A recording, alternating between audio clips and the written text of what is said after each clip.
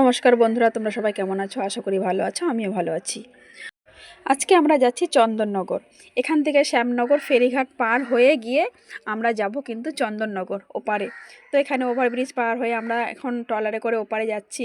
গঙ্গাটা পার হতে বেশ ভালোই লাগছে। তো ফাইনালি চলে এসেছি আমরা ওপারে। এবার আমরা টোটো করে চলে যাব যে বাড়িতে গান হবে সে বাড়িতে। তো চলে এসেছি, আমরা পৌঁছে গেছি গানের বাড়িতে। এসেই আমরা মুড়ি আর কাঁচা লঙ্কা নিয়ে বসে পড়েছি সবাই মিলে খেতে।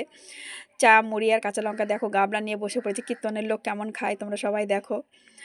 যেহেতু গানে বসবো, গানে বসার আগে একটু মুড়ি কাঁচা লঙ্কা খেয়ে নিলে সবার ভালো লাগে। তাই দেখো আমাদের কাকি কাঁচা লঙ্কার মুড়ি দিয়ে কেমন চিবিয়ে খাচ্ছে। তো আমাদের খাওয়া দাওয়া হয়ে গেছে, রেডি হয়ে গেছি। এবার আমরা গানে বসে পড়বো। তো সবাই সব কিছু রেডি হয়ে গেছে। আমাদের হলুদ রঙের পোশাক পরা হয়ে গেছে, যেহেতু এটা শ্রাদ্ধের অনুষ্ঠান ছিল। গানের ভিডিওটা আমি দিলাম না, যেহেতু ওটা লাইভ করেছিলাম। তো গান শেষ হয়ে যাওয়ার পরে আমরা কিন্তু খেতে বসে পড়েছি আবার। এত পরিমাণে খিদে লেগেছে, এত পরিমাণে খিদে লেগেছিলো কি বলবো। ডাল, নিরামিষ আর পনিরের তরকারি দিয়ে মনে হচ্ছে যেন কি ভালো যে খাচ্ছি সবাই।